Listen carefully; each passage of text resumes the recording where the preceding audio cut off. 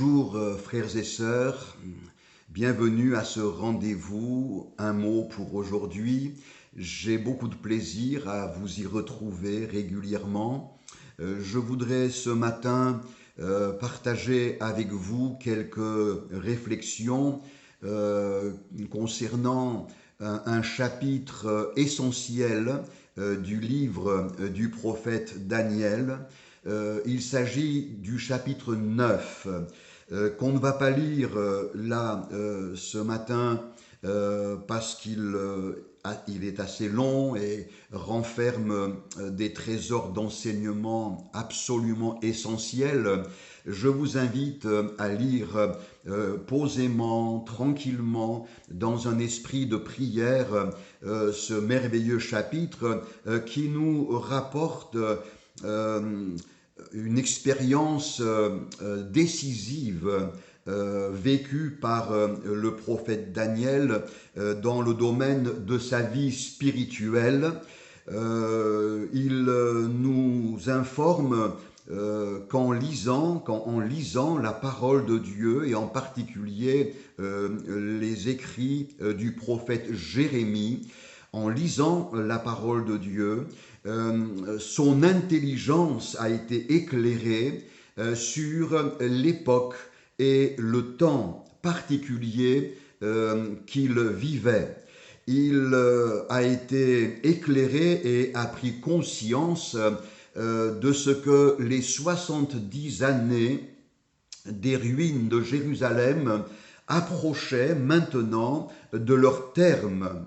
Mes frères et mes sœurs, un des objectifs de la parole de Dieu, que nous la lisions personnellement ou que nous l'entendions prêcher dans nos réunions d'église, entre autres, le but de la parole de Dieu, c'est de nous éclairer, d'éclairer notre intelligence et de nous faire prendre conscience des temps que nous vivons, des urgences et des priorités vers lesquelles le Saint-Esprit voudrait nous orienter.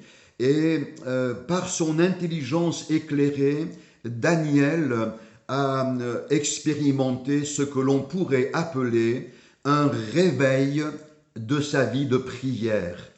C'est le titre que je donne à ce message, Réveille ta vie de prière. Il dira lui-même au verset 3, « Je tournais ma face vers le Seigneur, Dieu, pour recourir à la prière et aux supplications en jeûnant et en prenant le sac et la cendre. » Nous savons que durant les décennies d'exil que ce prophète a traversé, tous les jours il priait déjà.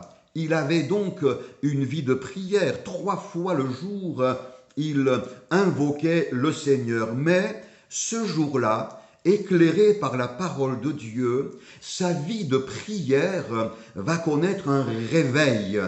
N'avons-nous pas besoin, nous aussi, de réveiller notre vie de prière, voire même de recourir à des moments de jeûne et de prière qui nous porteront à chercher instamment et avec une soif accrue la présence de Dieu. Il prie, et je relève 3 aspects et 3 volets de sa prière. Premièrement, au verset 5, avant d'énumérer des sujets et des requêtes, il rappelle et il proclame, il confesse les qualités de son Dieu. Il rappelle notamment la toute-puissance majestueuse de Dieu.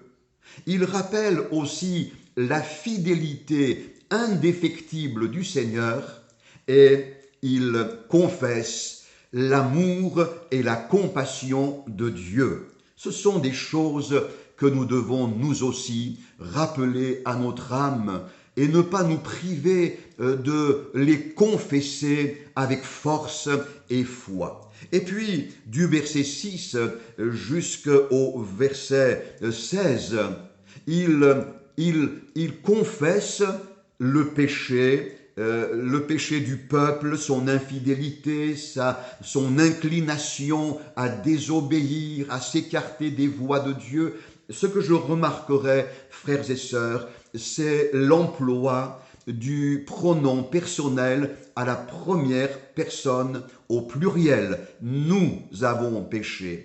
Donc Daniel s'intègre dans cette repentance. Il n'accuse pas les autres, mais il se joint à tous les autres et il emploie le nous, le nous.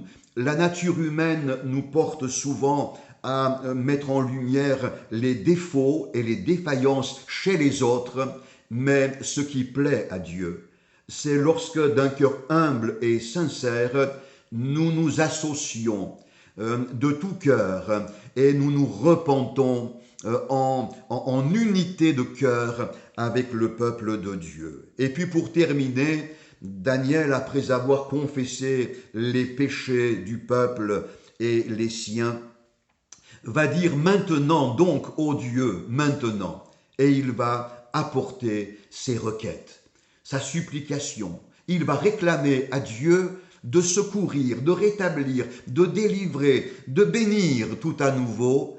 C'est alors que, nous constatons, et je vous laisse le soin de le découvrir par votre lecture personnelle, que le ciel n'est pas resté silencieux.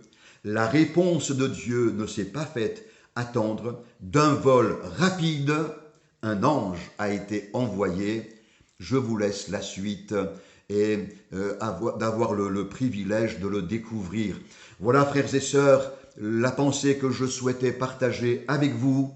Réveille ta vie de prière. Nous vivons des temps très particuliers qui nécessitent, avant le tout prochain retour de Jésus, que le Seigneur visite notre génération, notre pays, que le Seigneur nous donne de voir sa gloire, au plan personnel, oui, mais au plan communautaire également.